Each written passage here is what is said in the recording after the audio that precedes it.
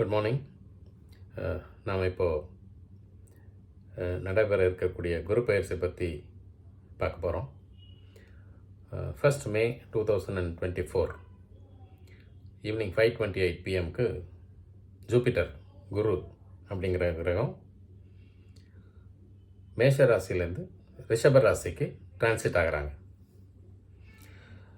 இதனால் 12 ராசிகளுக்கும் என்ன மாதிரியான பலன்கள் நடைபெறும் அப்படிங்கிறத நம்ம டீட்டெயில்டாக 12 வீடியோஸில் பார்க்கலாம். இப்போ முதல்ல மேஷ ராசிக்காக அந்த பலன்களை பார்ப்போம். இதில் குரு ஒரு முக்கியமான கிரகமாக பார்க்கப்படுது அஸ்ட்ராலஜிக்கல் ப்ரெடிக்ஷன்ஸில். ஏன் அப்படின்னாக்க குரு இஸ் டேக்கிங் 2 ரோல்ஸு. ஒன்று புத்திரக்காரகன், அடுத்த ஜென்ரேஷன்ஸு, அதுக்கான ஒரு இது. ரெண்டாவது தனக்காரகன், பணம், செல்வம், இதுக்கெல்லாம் அவர் தான் ஒரு காரகத்துவம் பெற்றிருக்கார். ஸோ அதனால் இந்த குரு பயிற்சி ஒரு ஆண்டு நடைபெறும். ஸ்லோ மூவிங் பிளானட் அப்படின்னு சொல்லுவோம். குரு, சனி, ராகு, கேது, இந்த 4 தான் ஸ்லோ மூவிங் பிளானட்ஸு.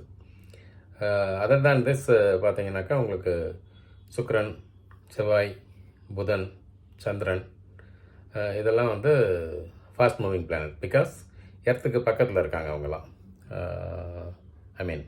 சன்னுக்கு பக்கத்தில் இருக்காங்க. அதனால் ஃபாஸ்ட்டாக ரொட்டேட் ஆகிறது ஃபாஸ்ட் மூவிங் பிளானட் அப்படிங்கிறோம். ஒரு மாதம் இப்போது சுக்கிரன் ஒரு மாதம், புதன் ஒரு மாதம், எர்த்து சுற்றிட்டு 365 டேஸில் ஒரு சர்க்கிள் அடிக்கிறது. அதே மாதிரி சந்திரன் எவ்ரி 30 டேஸ் ஒரு ரோல் பண்ணுறாங்க. புதனும் ஒரு மாதம், செவ்வாய் 1.5 மாதம் எடுத்துக்குது ஒரு ராசியிலேருந்து இன்னொரு ராசிக்கு போகிறதுக்கு. பிறகு குரு ஒரு ராசிலேருந்து இன்னொரு ராசிக்கு போகிறதுக்கு 1 இயர் எடுத்துக்குது. ராகுக்கு அது 1.5 வருஷம் எடுத்துக்கிறாங்க. சிமிலர்லி சனி 2.5 வருஷம் எடுத்துக்குது. ஸோ சாட்டன் ஒரு ராசியை விட்டு விலகி போயிட்டு திரும்பி அந்த ராசிக்குள்ள என்ட்ரு ஆகிறதுக்கு 27.5 இயர்ஸ் ஆகும். அதே மாதிரி குரு திரும்பி வர்றதுக்கு ஒரு ராசியிலேருந்து இப்போ மேஷத்துலேருந்து கிளம்பி போகிற திரும்பி மேஷம் டச் பண்ணுறதுக்கு 11 இயர்ஸ் ஆகும். அதேமாதிரி ராகுக்கு அது ஒரு ராசியிலேருந்து மூவ் ஆகிட்டு அடுத்த திருப்பி அதே ராசிக்கு வர்றதுக்கு 18 வருஷம் ஆகும். இதுதான் ஸ்லோ மூவிங் பிளானட் அப்படிங்கிறோம். இந்த 3 பிளானட்டரி பொசிஷன் ஹியூமன் பீயிங்ஸோட லைஃப்பில் it plays a major role. இப்போ நம்ம மேஷ ராசிக்கு குரு பயிற்சி, other than that Rahu, Ketu and Shani, இவங்களோட பொசிஷனை பார்த்து ஒரு அனலைஸ் பண்ணலாம் எப்படி இருக்குன்னு சொல்லிட்டு. இப்போ குரு தன் 1வது வீடு மேஷத்துலேருந்து ரிஷபத்துக்கு போகிறதால் 1 to 2 மூவ் ஆகிறாரு. நார்மலாக 2 is a very good place. 2, 5, 7, 9 இது 4 இடமும் குரு பொசிஷனுக்கு வெரி குட் பிளேஸ். குரு எந்த இடத்துக்கு போனாலும் அதோட பார்வை மட்டும் குறையாது. பார்வை பலத்தால் பலம் சேர்க்கக்கூடிய அளவுங்க. இப்போது மேஷத்தில் இது வரைக்கும் இப்போ ரைட் நவ் இந்த 30ஆம் தேதி வரைக்கும், ஏப்ரல் வரைக்கும் இருக்க போகிறார் இல்லையா. 1ஆம் தேதி சாயங்காலம் தான் பயிற்சி. ஸோ 1ஆம் தேதி அந்த நிமிஷம் வரைக்கும் மேஷத்தில் இருப்பார். மேஷத் நம்பர் 1 பிளேஸ் அதுக்கு, மேஷ ராசிக்கு. ஸோ அங்கேருந்து என்ன பார்வை பார்த்துருப்பாரு? குருக்கு எப்பவுமே பார்வை 5, 7, 9. ஸோ அதே மாதிரி 5, 7, 9 இடத்த பார்த்து, 5ங்கிறது பூர்வ புண்ணியஸ்தானம், 7 கலத்திரஸ்தானம், 9 பாக்கியஸ்தானம். ஸோ இதுவர்களை பார்த்து நல்ல பலன்களை கொடுத்துட்டு இருந்தார். இப்போ நம்பர் 2 பிளேஸ்க்கு வராது. இப்போ நம்பர் 2 பிளேஸ் வந்தாலும் அவரோட பார்வை மாறாது. 5, 7, 9 தான். ஆனால் மேஷ ராசிக்கு 5, 7, 9ன்றது என்ன மாதிரி மாறுதுன்னு பார்க்கணும். இப்போ 6, 8, 10 அப்படின்னா ஒரு கட்டம் நகர்ந்துருச்சு இல்லையா. ஸோ செகண்ட் பிளேஸ்லேருந்து 5வது பாக்ஸை பார்க்குறாருனாக்க அது 6வது இடம் மேஷத்துக்கு. அதே மாதிரி 8வது இடம், 10வது இடம். இப்போ 6வது இடம் மேஷத்துக்கு என்ன? கன்னி. அதுக்கப்புறம் விருச்சிகம் 8வது இடம், மகரம் 10வது இடம். ஸோ இந்த இடங்களை குரு இப்போ 1ஆம் தேதியிலேருந்து பார்க்க போகிறாரு. ஸோ 6ங்கிறது என்னென்னா மறைவு ஸ்தானம், துர்ஸ்தானம்னு சொல்லுவாங்க அதை. ஏன்னா மறைவு ஸ்தானம் 3, 6, 8, 12 இது 4 மறைவு ஸ்தானம் அப்படின்னு சொல்லுவோம் அஸ்ட்ராலஜியில். 6ஆம் இடத்தோட கேரக்டரிஸ்டிக்ஸ் என்ன டிட்டர்மின் பண்ணும் அப்படின்னாக்கா, ருணரோக சத்துருஸ்தானம். ருணம்னா உடம்பு சரியில்லாமல் போகிறது, கடன் பிரச்சனைகள் வர்றது. ரோகம்னா உடம்பு சரியில்லாமல் போகிறது, வியாதிகள், அந்த மாதிரி செயல்களை இண்டிகேட் பண்ணுறது. சத்ருன்னா எனிமி, எனிமிட்டி, எதிரிகள், அவங்கள பற்றி டிட்டர்மின் பண்ணுற இடம் தான் அந்த 6வது இடம்.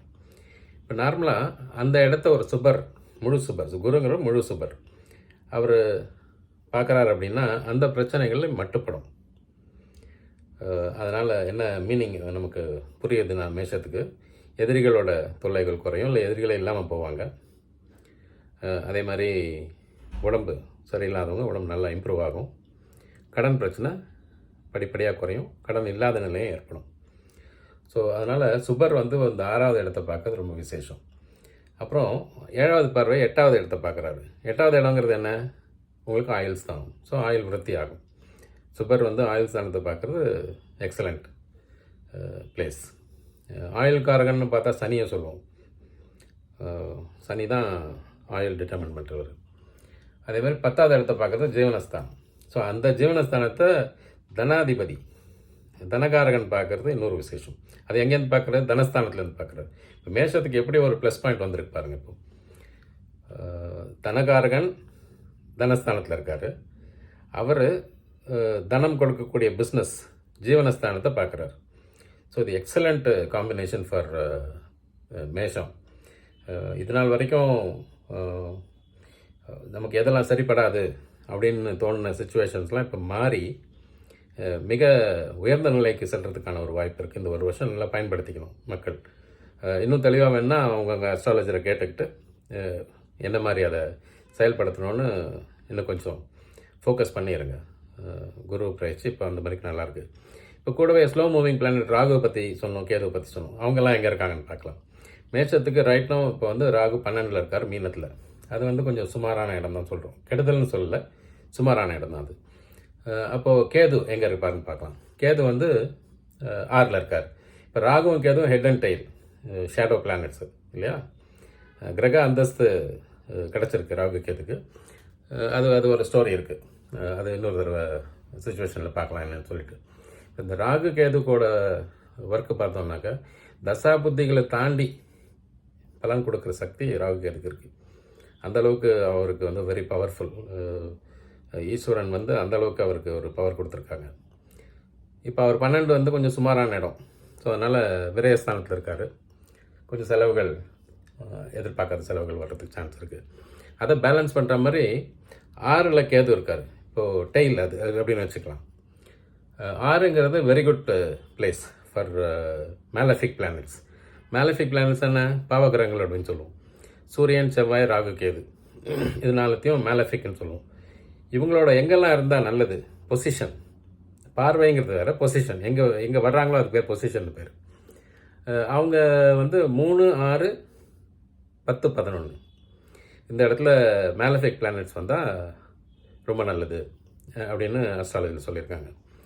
ஸோ கேது வந்து 6ல் இருக்கிறதால it's a very good place. He will balance the activities of Rahu. Rahu வந்து ஞானகாரகன், கேது மோட்சகாரகன், அதெல்லாம் கேரக்டரிஸ்டிக்ஸ் அப்படி இருந்தால் கூட நமக்கு ஓவராலாக பார்க்கும்போது மேஷத்துக்கு Ketu is doing good. Out of 4 slow moving பிளானட்டில் கேது நல்லா பண்ணுறாரு. இப்போது குரு நல்லா இருக்கார், நல்ல பொசிஷனில் இருக்கு, நல்ல பார்வைகளை கொடுக்குறாரு. அதே மாதிரி சேட்டன் எங்கே இருக்கார்? இப்போ கும்பத்தில் இருக்கார். கும்பங்கிறது மேஷத்துக்கு 11th பிளேஸ். இதில் இன்னொரு என்ன விசேஷம்னாக்கா லாபஸ்தான அதிபதி சனி அவர் சொந்த வீட்டில் ஆட்சி பெற்றிருக்கார். ஸோ லாபாதிபதி லாபஸ்தானத்திலே உட்காந்துருக்காரு. That's a very good place. 3, 6, 11, 10, 11 சொன்னோம் இல்லையா? பாபகிரகங்கள். சனியும் ஒரு பாபகிரகம். அவரும் பொசிஷன் வைஸ் ரொம்ப நல்ல இடத்துல இருக்கார். சனியோட பார்வையை நம்ம அனலைஸ் பண்ணோம்னாக்கா 3, 7, 10. ஸோ 11லேருந்து 3ஆம் பார்வையை எங்கே பார்க்குறாரு? மேஷத்தை பார்க்குறாரு.